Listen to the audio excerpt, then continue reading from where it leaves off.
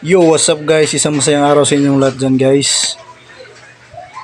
Magluluto nga pala tayo ngayon ng dinuguan, probinsya style na dinuguan guys. Ayan, pasintabi po sa mga hindi kumakain ng dinuguan dyan, yung mga kababayan natin dyan na may mga paniniwala sa bawal sa dinuguan. Yan, pasintabi muna, paki-skip lang po muna tong video na to. Ayan guys, mga laman loob lang yung nilagay ko sa dinuguan ko guys kasi ayaw ko yung laman. Hindi ako nagagamit ng laman pag ako nagluluto ng dinuguan. Kasi yung luluto natin dinuguan ngayon guys ay probinsya style na dinuguan.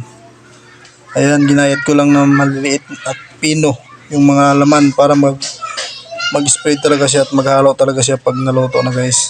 Ayan. Bago ko pala ginayat yung mga laman na yun guys, pinakuluan ko muna ng matagal diyan na may nakalagay ng mga rekado para mas mabango siya. May tanglad, luya, tsaka dahon ng laurel, tsaka pamintang buo, tsaka lagyan ng konting asin bago pagkalambot, bago ko siya ginayat guys. Ayan,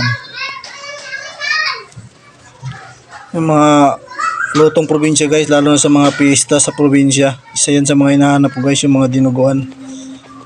Ayan, masarap kasi yung nasa lutong probinsya guys kasi medyo masabaw siya, tapos lutong luto yung dugo niya guys. Ayan, yun yung gagayain nating style ngayon guys sa dinuguan natin. Ayan yung mga bituka na yan guys na may medyo taba guys, yun yung masarap sa dinuguan.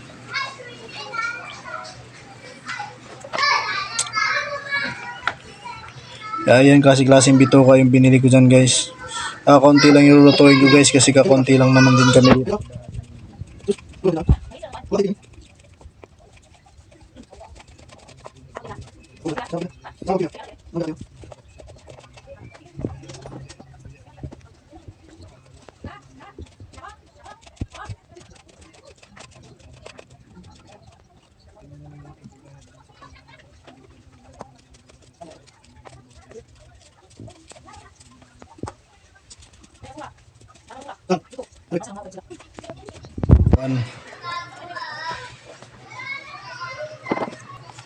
Yan, ganyan lang karami guys yung binili kong laman loob.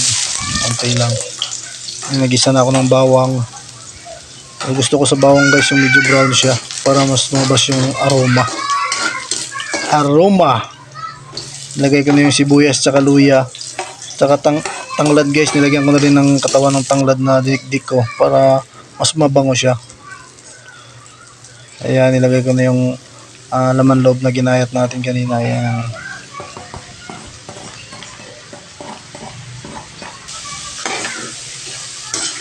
Ayan guys. Mas nilagyan ko na yan dyan ng magic sarap guys, pampatagdag lasa guys. Mga timplahan ng konting suka. Kasi sa dinuguan guys, ayaw ko talaga yung maasim sa dinuguan. Gusto ko lang yung tamang timpla lang. Tsaka nilagyan ko ng pamintang powder. Konting toyo. Para may lasa talaga siya. Yan, bago ko siya pinakuluan ng mahinang apoy guys para lumabas yung katas niya guys. Ayan, bago ko ilagay yung dugo. Ayan. Yung dugo guys, nilamas ko pala sa dahon ng tanglad yan. Para mas maging siya, mapino talaga siya, madurog. Kasi nala ko na din yan guys para hindi talaga mano yung mga bobo. Kasi talaga maiwasan yan, may bobo talaga guys na dugo. Ayan, yun yung gusto ko dinuguan guys, yung may masabaw-sabaw siya. Tsaka lutong-luto yung dugo, yun yung masarap talaga sa dinuguan. Yun yung mga dinuguan sa probinsya guys, para may sabaw siya. Malinaw, hindi siya malapot. Tsaka lutong-luto yung dugo.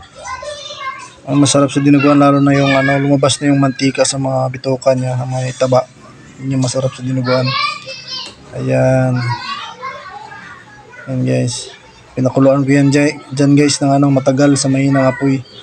Para lumabas talaga yung mantika sa bituka, sa mga taba-taba niya. Mas masarap siya, lumabas yung lasa niya. Yan.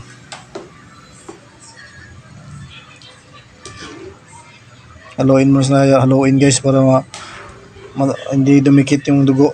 Tsaka makalat talaga yung dugo niya. Ayan na yung finished product guys. Ayan, nagmamantika na siya guys. Lagyan ko ng siling green. Kain na tayo guys.